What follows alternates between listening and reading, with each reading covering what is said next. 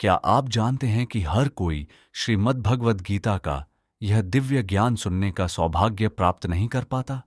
और जो व्यक्ति इसे सच्चे मन से सुन लेता है, उसका जीवन पहले जैसा नहीं रहता। यदि इस समय आप यह वीडियो देख रहे हैं, तो समझ लीजिए कि भगवान श्री कृष्ण की कृपा आपको यहां तक लेकर आई है, क्योंकि उनकी इच्छा के बिना कोई भी इस दिव्य ज्ञान तक नहीं पहुंच सकता। मैं पूरे विश्वास के साथ कहता हूं कि यदि आपने इस वीडियो को शांत मन से अंत तक देखा और सुना, तो आपकी सोच बदल जाएगी, आपके मन के भय टूटने लगेंगे और जीवन को देखने का आपका दृष्टिकोण पूरी तरह परिवर्तित हो जाएगा। यह कोई साधारण कथा नहीं है। यह वह दिव्य ज्ञान है जो सबसे कठिन परिस्थितियों में फंसे व्यक्ति को भी सही मार्ग दिखाने की शक्ति रखता है। मेरा स्वयं का अनुभव कहता है कि यदि आप इस गीता सार को प्रतिदिन सुबह और रात को सोने से पहले सुनते हैं, तो धीरे धीरे मन की नकारात्मकता समाप्त होने लगती है और भीतर अद्भुत शांति का अनुभव होने लगता है। याद रखिए, जैसे खुशियां बांटने से बढ़ती है, उसी प्रकार गीता का ज्ञान जितना अधिक लोगों तक पहुंचता है, उतनी ही अधिक भगवान श्री कृष्ण की कृपा आपके जीवन में प्रकाश फैलाती है। आज हम आपके लिए भागवत गीता की एक ऐसी अद्भुत कथा लेकर आए हैं, जिसे सुनने मात्र से आपको ऐसा ज्ञान प्राप्त होगा जो शायद आपने पहले कभी नहीं सुना होगा। इस कथा के माध्यम से आप जानेंगे कि भगवान के नाम से मृत्यु भी भय खाने लगती है, और जिसकी मृत्यु जहां निश्चित होती है, उसे वहीं जाना पड़ता है। संसार की कोई भी शक्ति उसे रोक नहीं सकती। तो दोस्तों, पूरे श्रद्धा और विश्वास के साथ एक बार जय श्री राधे कृष्णा अवश्य बोलिए और इस दिव्य कथा को पूरे मन और ध्यान से सुनना प्रारंभ कीजिए। यह कथा महाभारत और भागवत गीता से जुड़ी हुई है। एक समय की बात है, एक कौवे की मित्रता गरुड़ देव से हो गई। दोनों अपना अधिकांश समय साथ बिताते थे। उनकी मित्रता इतनी गहरी थी कि वे एक दूसरे से कोई भी बात नहीं छिपाते थे। एक दिन दोनों नदी के किनारे एक वृक्ष पर बैठे बातचीत कर रहे थे। तभी वहां से एक यमदूत गुजरा। उसने कौवे की ओर देखा और हल्का सा मुस्कुरा दिया। गरुड़ और कौवे ने उस पर ध्यान नहीं दिया और अपनी बातों में लगे रहे। लेकिन अगले दिन फिर वही घटना घटी। दोनों उसी वृक्ष पर बैठे बातें कर रहे थे कि तभी वही यमदूत दोबारा वहां से गुजरा। इस बार भी उसने कौवे को देखकर वैसी ही रहस्यमयी मुस्कान दी। अब कौवे के मन में भय उत्पन्न होने लगा। उसने चिंतित स्वर में गरुड़ से कहा, कल भी वह यमदूत मुझे देखकर मुस्कुराया था और आज भी उसने वैसा ही किया। मुझे लगता है कुछ अनहोनी होने वाली है। कहीं मेरी मृत्यु तो निकट नहीं आ गई? गरुड़ ने उसे शांत करते हुए कहा, ऐसी कोई बात नहीं है मित्र। संभव है यह केवल एक संयोग हो। तुम व्यर्थ चिंता मत करो। 2-3 दिन और इसी प्रकार बीत गए। रोज वही यमदूत वहां से गुजरता और कौवे को देखकर रहस्यमयी मुस्कान के साथ आगे बढ़ जाता।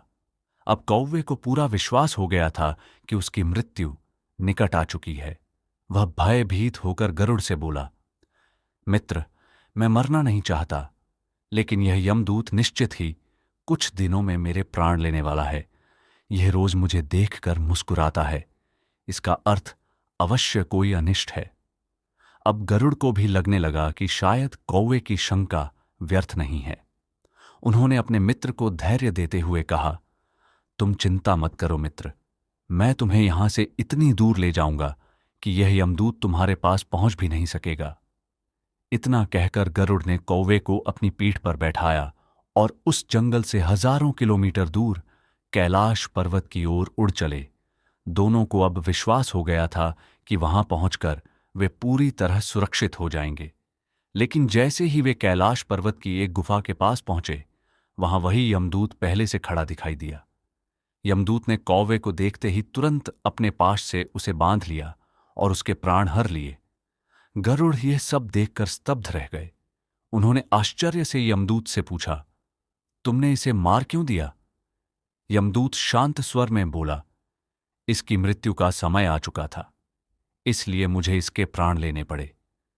गरुड़ ने फिर पूछा, यदि इसकी मृत्यु निश्चित थी तो तुम जंगल में इसे देखकर मुस्कुराते क्यों थे? वहीं इसके प्राण क्यों नहीं ले लिए? तब यमदूत मुस्कुराया और बोला, इसकी मृत्यु तो कैलाश पर्वत पर ही लिखी हुई थी, लेकिन जब मैंने इसे उस जंगल में देखा तो मुझे आश्चर्य हुआ कि यह इतने कम समय में यहां तक पहुंचेगा कैसे। इसके छोटे छोटे पंख हैं, यह लंबी उड़ान भी नहीं भर सकता। फिर हजारों योजन दूर कैलाश पर्वत तक यह आएगा कैसे। बस यही सोचकर मैं मुस्कुरा देता था। लेकिन देखो, भाग्य का खेल, इसके परम मित्र तुम ही इसे अपनी पीठ पर बैठाकर यहां तक ले आए। तो दोस्तों, जीवन और मृत्यु वास्तव में भाग्य का ही खेल है। मनुष्य उनसे न तो छिप सकता है और न ही बच सकता है। जब तक जीवन शेष है तब तक संसार की कोई शक्ति आपका कुछ नहीं बिगाड़ सकती। लेकिन जब मृत्यु निकट आ जाए तब कोई भी प्रयास मनुष्य को बचा नहीं सकता। इसीलिए मृत्यु से भयभीत होने के बजाय मनुष्य को प्रतिदिन भगवान का स्मरण करना चाहिए, क्योंकि भगवान का नाम ही वह शक्ति है जिसके सामने मृत्यु भी ठहरने से डरती है। गीता में इससे जुड़ी एक अत्यंत सुंदर और अद्भुत कथा मिलती है। कन्नौज नगर में एक ब्राह्मण रहता था जिसका नाम अजामिल था।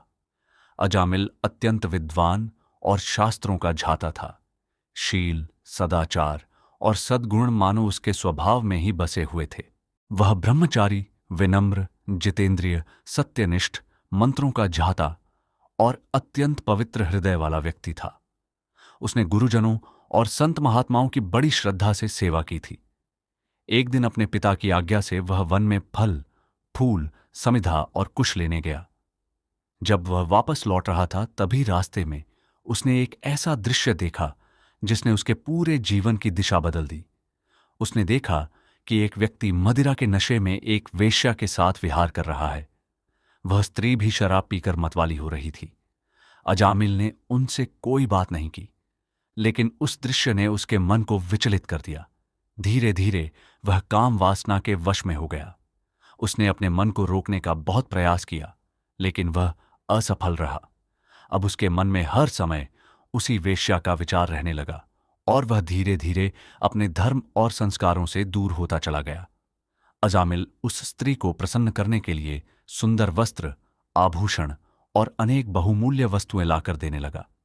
यहां तक कि उसने अपने पिता की पूरी संपत्ति तक उस वेश्या पर लुटा दी। वह कार्य करने लगा जिससे वह स्त्री प्रसन्न रहे। उस वेश्या के मोह में पड़कर उसने अपनी कुलीन, नवयुवती और विवाहिता पत्नी तक का त्याग कर दिया और उसी वेश्या के साथ रहने लगा।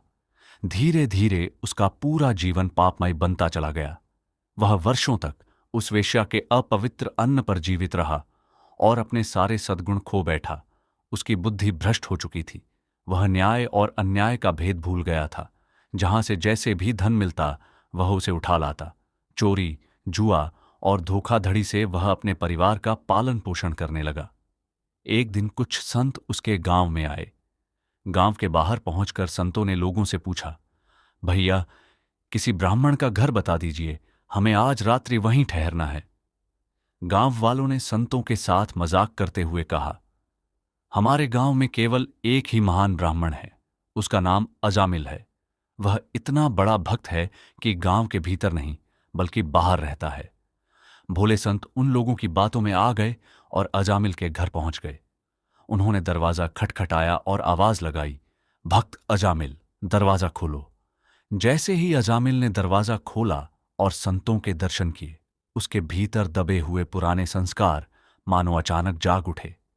उसे अपने बीते हुए पवित्र जीवन की याद आने लगी।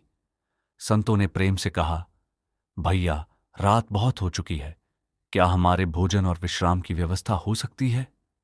अजामिल ने बड़े प्रेम से स्वादिष्ट भोजन बनवाकर संतों को भोजन कराया। भोजन के बाद जब उसने संतों से विश्राम करने का आग्रह किया, तब संतों ने कहा, भैया, हम प्रतिदिन सोने से पहले भगवान का कीर्तन करते हैं। यदि तुम्हें कोई आपत्ति ना हो तो हम यहां कीर्तन करना चाहेंगे। अजामिल ने विनम्रता से कहा, महाराज, यह घर आपका ही है, आप जैसा उचित समझें वैसा कीजिए। इसके बाद संतों ने मधुर स्वर में भगवान का कीर्तन प्रारंभ किया। धीरे धीरे पूरा वातावरण भक्तिमय हो गया। अजामिल भी वहीं बैठ गया। सारी रात कीर्तन चलता रहा और उस रात अजामिल की आंखों से लगातार आंसू बहते रहे। ऐसा लग रहा था मानो उसकी आंखों से आंसू नहीं बल्कि वर्षों के पाप बहकर बाहर निकल रहे हों। पूरी रात भगवान का नाम गूंजता रहा। सुबह जब संत वहां से जाने लगे, तब अजामिल उनके चरणों में गिर पड़ा और बोला, महात्माओं, मुझे क्षमा कर दीजिए। मैं कोई भक्त नहीं हूं। मैं तो एक महापापी मनुष्य हूं। मैं एक वेश्या के साथ रहता हूं और इसी कारण मुझे गांव से बाहर निकाल दिया गया है। मैंने केवल आपकी सेवा करने के लिए आपको भोजन कराया, लेकिन सच तो यह है कि मुझसे बड़ा पापी शायद कोई नहीं। संतों ने आश्चर्य से कहा, अरे अजामिल, यदि तूने यह बात हमें पहले बताई होती तो हम तेरे घर में ठहरते ही नहीं। लेकिन अब जब तूने हमें आश्रय दिया है तो चिंता मत कर। बस इतना बता, तेरे कितने बच्चे हैं? अजामिल ने कहा, महाराज, मेरे 9 बच्चे हैं और यह स्त्री अभी गर्भवती भी है। तब संतों ने मुस्कुराकर कहा, इस बार तेरे घर पुत्र होगा, उसका नाम नारायण रखना, तेरा कल्याण हो जाएगा। इतना कहकर संतजन उसे आशीर्वाद देकर वहां से चले गए। समय बीता और सचमुच अजामिल के घर एक पुत्र का जन्म हुआ। उसका नाम रखा गया नारायण। धीरे धीरे अजामिल अपने पुत्र नारायण से अत्यंत प्रेम करने लगा। उसने अपना पूरा हृदय अपने उस छोटे से बच्चे को सौंप दिया था। हर समय उसके मुख से केवल एक ही नाम निकलता, नारायण, भोजन कर लो, नारायण, पानी पी लो, नारायण, खेलने जाओ। दिन रात उसके मुख से बस नारायण नारायण ही निकलता रहता था। इसी प्रकार समय बीतता गया। देखते ही देखते 88 वर्ष गुजर गए। अब अजामिल बूढ़ा हो चुका था। उसे इस बात का आभास तक नहीं हुआ कि मृत्यु उसके सिर पर आ पहुंची है। उसका मन हर समय केवल अपने पुत्र नारायण में ही लगा रहता था। एक दिन अचानक उसने अपने सामने अत्यंत भयानक रूप वाले 3 यमदूतों को खड़े देखा। उनके हाथों में फांसी के फंदे थे। उनके चेहरे विकराल थे और शरीर के रोंगटे खड़े हुए थे। उन्हें देखते ही अजामिल भय से कांप उठा। उसी समय उसका पुत्र नारायण थोड़ी दूरी पर खेल रहा था। भयभीत होकर अजामिल जोर जोर से पुकारने लगा, नारायण, नारायण, मुझे बचाओ, मेरी रक्षा करो। जैसे ही उसके मुख से नारायण नाम निकला, उसी क्षण भगवान विष्णु के पार्षदों ने देखा कि यह मनुष्य मृत्यु के समय भगवान नारायण का नाम ले रहा है। वे तुरंत अत्यंत वेग से वहां प्रकट हो गए। उस समय यमदूत अजामिल के सूक्ष्म शरीर को खींच कर ले जाने का प्रयास कर रहे थे, लेकिन विष्णुदूतों ने उन्हें बलपूर्वक रोक दिया। यमदूत क्रोधित होकर बोले, तुम लोग कौन हो? धर्मराज की आज्ञा का पालन करने से हमें क्यों रोक रहे हो? तुम किसके दूत हो? तब भगवान नारायण के पार्षद मुस्कुराकर बोले, यदि तुम सच में धर्मराज के सेवक हो तो पहले हमें धर्म का वास्तविक स्वरूप बताओ। ये बताओ कि दंड का अधिकारी कौन होता है। यमदूतों ने उत्तर दिया, वेद जिन कर्मों को करने का आदेश देते हैं वही धर्म है, और जिन कर्मों से रोकते हैं वही अधर्म है। पाप करने वाला प्रत्येक मनुष्य अपने कर्मों के अनुसार दंड का पात्र होता है। तब भगवान के पार्षद बोले, यह अत्यंत आश्चर्य और दुख की बात है कि धर्म जानने वालों की सभा में भी अधर्म प्रवेश कर चुका है। तुम लोग एक ऐसे व्यक्ति को दंड देने आए हो जिसने अपने असंख्य जन्मों के पापों का प्रायश्चित कर लिया है। इसने विवश होकर ही सही, लेकिन भगवान के परम पवित्र और मोक्ष देने वाले नाम नारायण का उच्चारण तो किया है। जिस क्षण इसने नारायण इन 4 अक्षरों का उच्चारण किया, उसी क्षण इसके समस्त पाप नष्ट हो गए। चाहे कोई चोर हो, शराबी हो, मित्रद्रोही हो, ब्रह्म हत्या करने वाला हो, या संसार का कितना ही बड़ा पापी क्यों ना हो, यदि वो सच्चे भाव से भगवान के नाम का उच्चारण कर ले तो वही सबसे बड़ा प्रायश्चित बन जाता है। क्योंकि भगवान का नाम मनुष्य की बुद्धि को भगवान की लीला, गुण, स्वरूप में लगा देता है, और तब स्वयं भगवान भी उस जीव पर अपनी कृपा बरसाने लगते हैं। इसके बाद विष्णु दूतों ने कठोर स्वर में कहा, सावधान, अजामिल को यहां से ले जाने का प्रयास मत करना। इसने भगवान का नाम लेकर अपने सभी पापों का प्रायश्चित कर लिया है। इस प्रकार भगवान के पार्षदों ने धर्म का वास्तविक निर्णय सुनाया और अजामिल को यमदूतों के हाथों से छुड़ाकर मृत्यु के मुख से बचा लिया। भगवान की महिमा सुनकर अजामिल के हृदय में तुरंत भक्ति जाग उठी। अब उसे अपने जीवन के सभी पाप याद आने लगे और वो भीतर ही भीतर पश्चाताप की अग्नि में जलने लगा। वो मन ही मन कहने लगा, धिक्कार है मुझ पर, मैं इंद्रियों का कितना बड़ा दास बन गया था। मैंने एक वेश्या के मोह में पड़कर अपना ब्राह्मणत्व नष्ट कर दिया।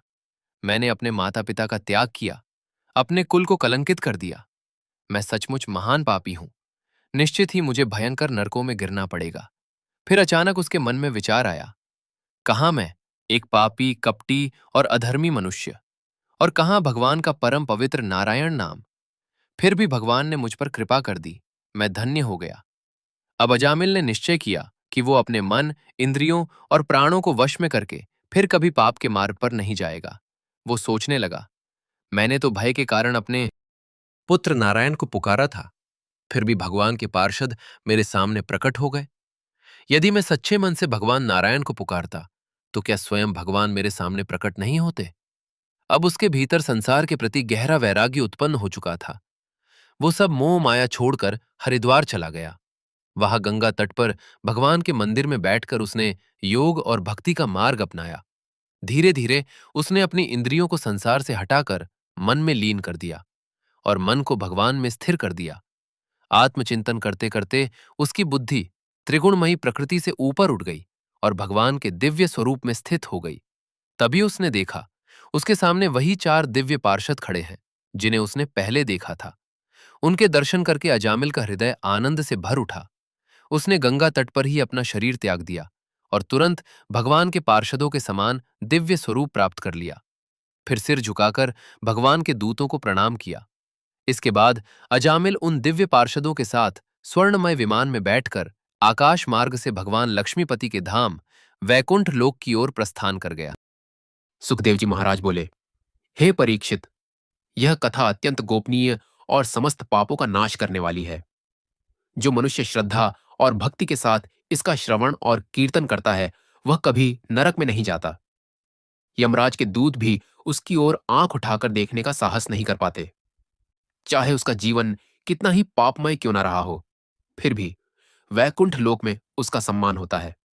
हे परीक्षित, देखो, अजामिल जैसा महापापी भी मृत्यु के समय अपने पुत्र के बहाने भगवान के नाम का उच्चारण कर बैठा और उसे भी वैकुंठ की प्राप्ति हो गई।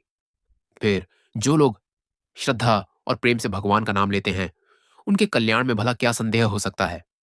जब भगवान के पार्षद अजामिल को यमदूतों से छुड़ाकर ले गए, तब यमदूत सीधे यमराज के पास पहुंचे। वे विनम्रता से बोले, प्रभु, संसार के जीव 3 प्रकार के कर्म करते हैं, पाप, पुण्य और मिश्रित कर्म। उन कर्मों के अनुसार उन्हें फल देने वाले शासक कितने हैं? हम तो यही जानते थे कि आप ही समस्त प्राणियों के स्वामी, न्यायाधीश और दंडदाता हैं। यमराज मुस्कुराए और बोले, दूतों, मेरे अतिरिक्त भी एक सर्वोच्च स्वामी है। उन्हीं परमेश्वर में यह संपूर्ण जगत वैसे ही स्थित है जैसे धागे में वस्त्र। ब्रह्मा, विष्णु और महेश भी उन्हीं के अंश हैं और उन्हीं की आज्ञा से सृष्टि की उत्पत्ति, पालन और प्रलय करते हैं। संपूर्ण संसार उन्हीं भगवान के अधीन है। फिर यमराज ने समझाया, जैसे किसान अपने बैलों को छोटी छोटी रस्सियों से बांधकर अंत में एक बड़ी रस्सी में बांध देता है, वैसे ही भगवान ने समस्त जीवों को वर्ण, आश्रम, नाम और कर्म के बंधनों में बांध रखा है। सभी जीव उन्हीं के अधीन हैं। इंद्र, वरुण, अग्नि, सूर्य, चंद्रमा, शंकर, ब्रह्मा और बड़े बड़े देवता भी उन्हीं की शक्ति से कार्य करते हैं। इसके बाद यमराज बोले, भगवान के नाम की महिमा तो देखो। अजामिल जैसा महापापी भी केवल एक बार भगवान के नाम का उच्चारण करके मृत्यु के बंधन से मुक्त हो गया।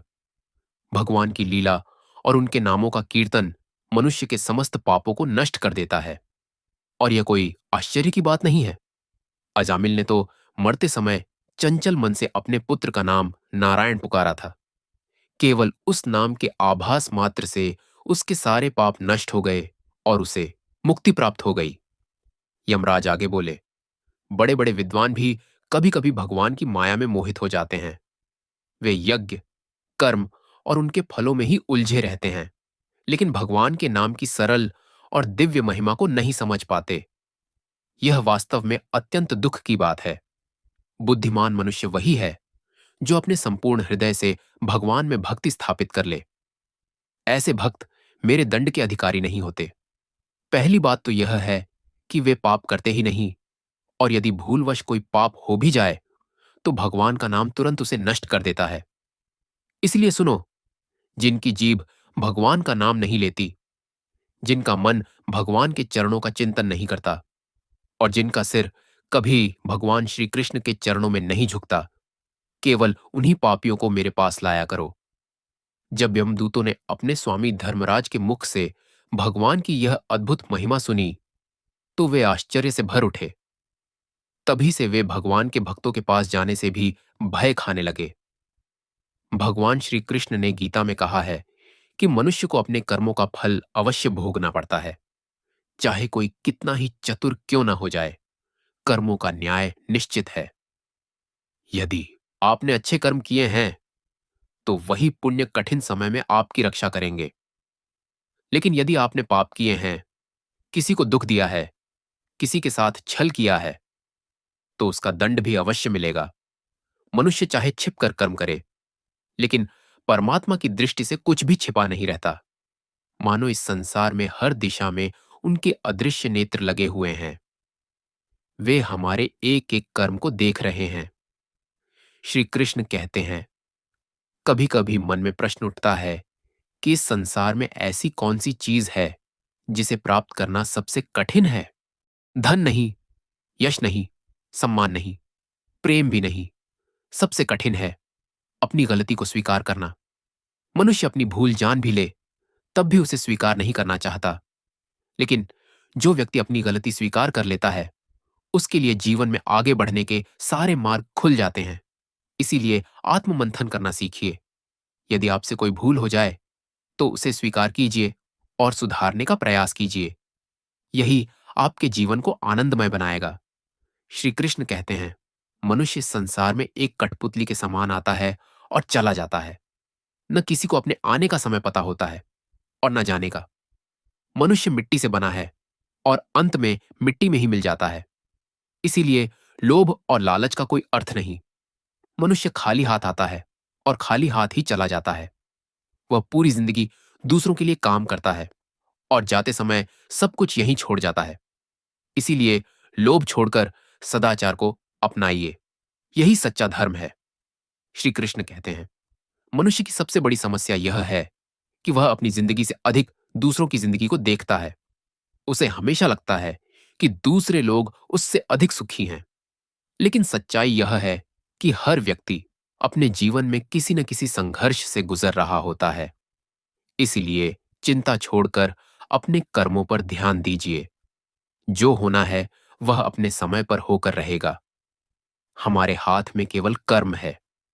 यदि कर्म अच्छे होंगे तो परिणाम भी अच्छे होंगे। इसीलिए धैर्य रखिए और अपने लक्ष्य की ओर बढ़ते रहिए। श्री कृष्ण कहते हैं, सफलता के लिए केवल सोच या केवल मेहनत पर्याप्त नहीं होती। दोनों का सही संतुलन आवश्यक है। कुछ लोग केवल सपने देखते रहते हैं लेकिन कर्म नहीं करते, और कुछ लोग बिना सोचे समझे कर्म करते रहते हैं। दोनों ही सफलता से दूर रह जाते हैं। यदि वृक्ष को काटना हो तो केवल कुल्हाड़ी चलाना पर्याप्त नहीं, यह भी जानना पड़ता है कि वार किस दिशा में करना है। ठीक उसी प्रकार जीवन में भी सही सोच और सही कर्म का मेल आवश्यक है। श्री कृष्ण ने बहुत सुंदर कहा है, आत्मा अमर है, ये शरीर नश्वर है जो एक दिन मिट्टी में मिल जाएगा। लेकिन आत्मा का न कोई जन्म है और न मृत्यु। कोई भी मनुष्य शरीर को नष्ट कर सकता है लेकिन आत्मा को नहीं। इसलिए मृत्यु से भयभीत मत होइए। मनुष्य कभी मरता नहीं, केवल उसका शरीर बदलता है। श्री कृष्ण कहते हैं, आप स्वयं अपने जीवन के निर्माता है। जैसा बीज बोएंगे वैसा ही फल पाएंगे। जीवन में जिस ऊंचाई तक पहुंचना चाहते हैं वहां तक केवल आपकी मेहनत ही आपको पहुंचा सकती है। आप अपने जीवन को बना भी सकते हैं और बिगाड़ भी सकते हैं। लेकिन बहुत से लोग ऐसी आदतों में उलझ जाते हैं जो उन्हें उनके लक्ष्य से भटका देती है। यदि आपको जीवन में कुछ बड़ा करना है तो अपने जीवन का निर्माण स्वयं करना होगा। सीखते रहिए, आगे बढ़ते रहिए। श्री कृष्ण कहते हैं, जीवन में कभी न कभी संसार हम पर पत्थर अवश्य फेंकता है। कभी लोग हमें असफल कहते हैं, कभी मूर्ख समझते हैं, कभी हमारी आलोचना करते हैं। लेकिन निर्णय हमारे हाथ में है। या तो हम उन पत्थरों से घायल होकर रोते रहें या उन्हीं पत्थरों से सफलता का पुल बना ले। आलोचना आपका शत्रु नहीं बल्कि आपका सबसे बड़ा शिक्षक है। और अंत में श्री कृष्ण कहते हैं, धर्म ही मनुष्य की सच्ची पहचान है। जितना श्रेष्ठ आपका धर्म होगा, उतना ही श्रेष्ठ आपका आचरण होगा। इसी बात को समझाने के लिए महाभारत में एक अद्भुत घटना आती है। उन दिनों पांचों पांडव और समस्त कौरव गुरु द्रोणाचार्य से धनुर्विद्या सीख रहे थे। एक दिन गुरु द्रोण ने उनकी परीक्षा लेने का निश्चय किया। वे सभी राजकुमारों को जंगल में ले गए। कुछ दूर चलने के बाद वे एक विशाल वृक्ष के पास रुके। उस वृक्ष की एक डाली पर उन्होंने एक नकली चिड़िया लटका दी। फिर बोले, आज मैं देखना चाहता हूं कि तुम लोगों ने अब तक धनुर्विद्या कितनी सीखी है। तुम सबको उस चिड़िया की आंख पर निशाना लगाना है। सबसे पहले युधिष्ठिर को बुलाया गया।